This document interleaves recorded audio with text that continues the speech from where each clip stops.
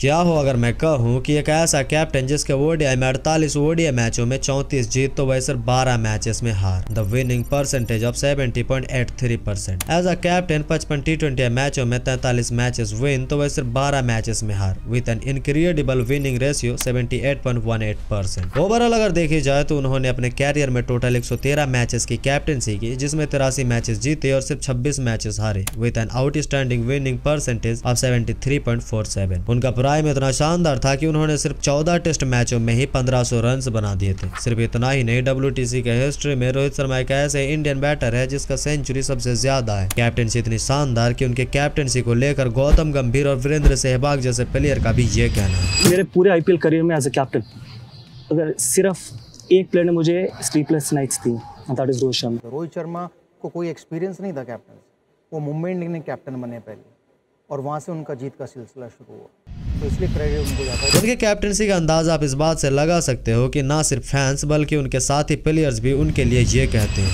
और उनकी कैप्टनसी अलग है, मेरे को बहुत मजा आता है उनके साथ खेलने। और रोहित का मुझे लगता है कि 2-3 चीजें अच्छे हैं, मतलब वो टीम का एनवायरनमेंट हमेशा लाइट रखता है, वो खुद ही एफर्ट लगाता है कि लाइट रखने के लिए। आप निकाल लीजिए प्लेयर नहीं मिलेगा जितना जबरदस्त पुल शॉट लगाते हैं Rohit Sharma. As a captain जिनके रिकॉर्ड्स और अचीवमेंट्स इतने शानदार हो, उन्हें उनके सिर्फ कुछ मैचेस के खराब परफॉर्मेंस की वजह से न सिर्फ कैप्टनसी से बल्कि पूरे टीम से ही ड्रॉप कर दिया गया। और इंडियन क्रिकेट टीम में ये पहली बार हुआ जब किसी कैप्टन को बीच सीरीज में ही ड्रॉप कर दिया गया हो। और ये बात किसी को अच्छी लगी तो किसी को नहीं, क्योंकि रोहित शर्मा एक ऐसा प्लेयर जिसके रिकॉर्ड्स अगर बताने बैठू तो 15 से 20 मिनट तो ऐसे ही खत्म हो जाएंगे। तो ये जानते हैं अभी जो कुछ भी इंडियन ड्रेसिंग रूम में हो रहा है या कैप्टन के साथ जो कुछ भी हो रहा है, क्या ये सब फेयर है? क्योंकि रोहित शर्मा जिसे वाइड बॉल क्रिकेट का सबसे डिस्ट्रैक्टिव प्लेयर माना जाता है, वो टेस्ट क्रिकेट में आखिर फेल क्यों हो गया? As a captain limited over में जिसकी इतनी शानदार कैप्टनसी है, वो टेस्ट जैसे फॉर्मेट में फेल क्यों हो गया? सच में रोहित शर्मा टेस्ट क्रिकेट में एक एवरेज कैप्टन है या फिर बेस्ट? आइए जानते हैं आज के इस डॉक्यूमेंट्री वीडियो में रोहित द फील्ड कैप्टन के बारे में। रोहित शर्मा, कप्तान रोहित शर्मा, रोहित शर्मा, रोहित शर्मा, रोहित शर्मा कि मेरे बैट से रन नहीं हो रहे, फॉर्म नहीं है। रोहित शर्मा भले ही लिमिटेड ओवर क्रिकेट में एक डिस्ट्रैक्टिव प्लेयर हो, लेकिन उनका टेस्ट कैरियर हमेशा कंट्रोवर्शियल रहा है। आप इस बात से अंदाजा लगा सकते हो कि उनका इंटरनेशनल डेब्यू साल 2007 में हुआ था, लेकिन टेस्ट डेब्यू पूरे 6 साल बाद 6 नवंबर 2013 को वेस्ट इंडीज के खिलाफ हुआ था। इस मैच में उन्होंने अपने पहली पारी में ही 177 रन बनाए थे।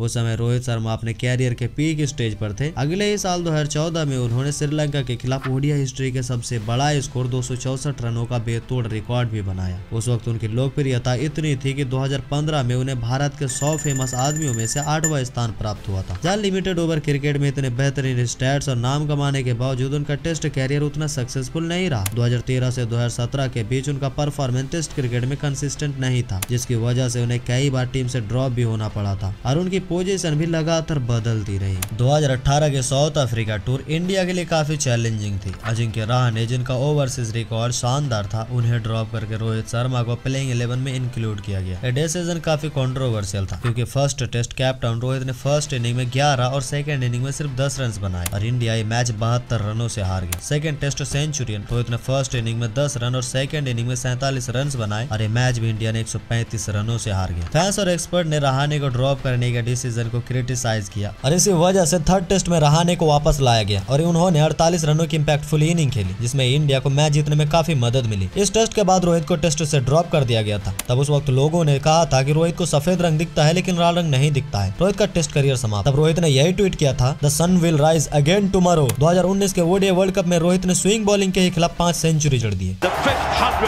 रोहित की टेस्ट में री एंट्री हुई, इस बार चुनौती को दोगुना कर दिया गया। उन्हें ओपनिंग करने का जिम्मा कैप्टन कोहली ने दे दिया और भरोसा दिलाया कि तुम बस अब अपना नेचुरल गेम खेलो। एक कप्तान का सपोर्ट पाकर रोहित ने सिर्फ 14 मैचों में ही 1500 रन बना दिए, जिसमें इंग्लैंड में ही इंग्लैंड के खिलाफ 127 रन भी शामिल है। उनके आलोचक और क्रिटिसाइजर्स सब बिल में चुप कर तालियां बजा रहे थे। यह था उनका एज अ प्लेयर टेस्ट का कुछ लेखा चोखा। लेकिन जिस चीज के लिए आप अभी तक वीडियो में रुके हुए हो, वो तो अब शुरू होने वाला है। Rohit as a test captain. जनवरी 2022 में साउथ अफ्रीका टूर के बाद विराट कोहली ने इंडियन टेस्ट टीम की कैप्टेंसी से रिजाइन कर दिया। उनकी लीडरशिप में इंडिया का ओवरसीज रिकॉर्ड काफी स्ट्रांग था, लेकिन उनकी पर्सनल फॉर्म की वजह से उन्होंने कैप्टेंसी छोड़ दी। विराट के रिजाइन करने के बाद रोहित शर्मा को टेस्ट टीम का नया कैप्टन बनाया गया। रोहित जो पहले से लिमिटेड ओवर फॉर्मेट में एक सक्सेसफुल कैप्टन थे, उन्हें फरवरी 2022 में श्रीलंका के खिलाफ टेस्ट में यह जिम्मेदारी सौंपा गया। क्रिकेट लेजेंड सुनील गावस्कर ने रोहित शर्मा के कैप्टेंसी की तारीफ की, जबकि इंडियन सिलेक्टर्स के चेयरमैन चेतन शर्मा ने कहा हम उनके लीडरशिप में फ्यूचर कैप्टन को ग्रूम करेंगे। एज ए सिलेक्शन कमेटी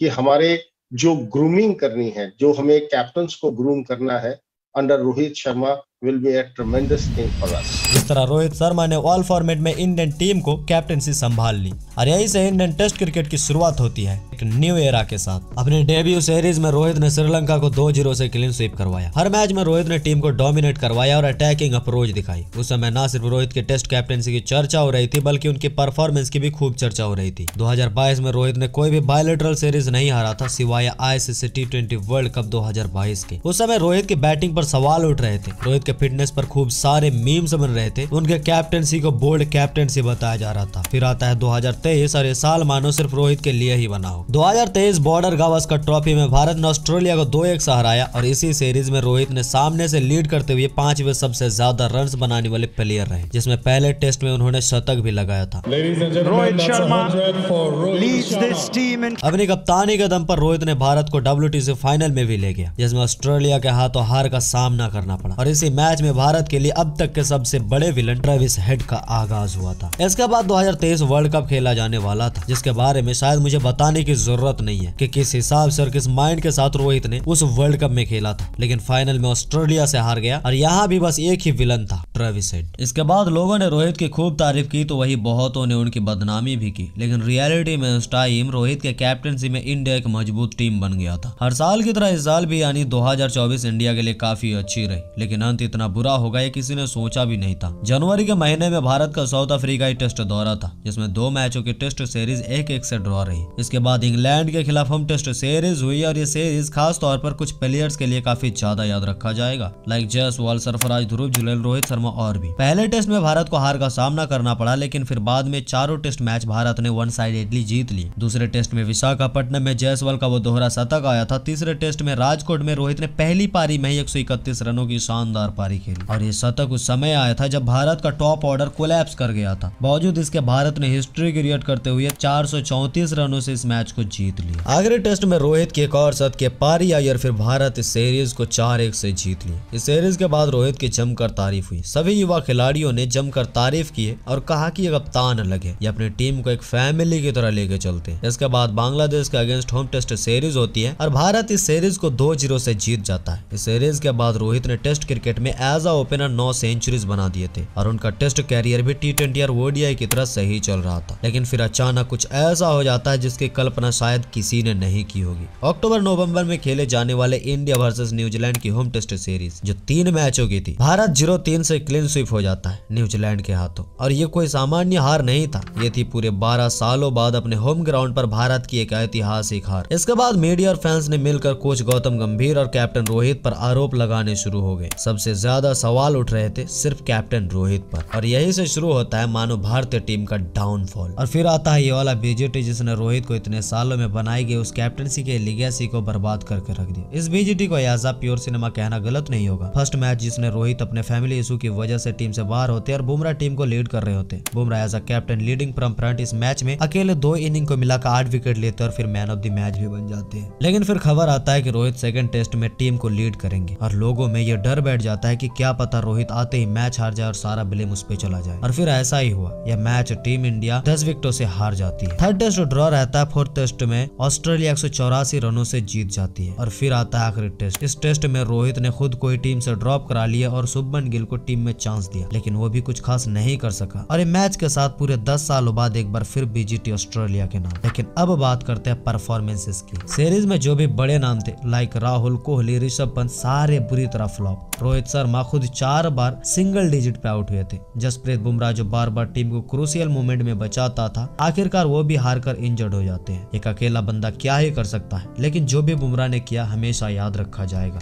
अब सवाल बहुत सारे उठ रहे हैं, क्या रोहित शर्मा को टेस्ट से रिटायरमेंट ले लेना चाहिए? क्या रोहित को कैप्टेंसी छोड़कर बुमराह को दे देना चाहिए? या फिर क्या यही स्टार्टिंग पॉइंट है टीम इंडिया के डाउनफॉल के? या फिर बहुत बड़ा रीजन कि क्या इस वक्त इंडियन टीम की कोचिंग सही नहीं चल रही है? क्यों इस सीरीज के बाद बहुत सारी बातें लीक हो रही थी?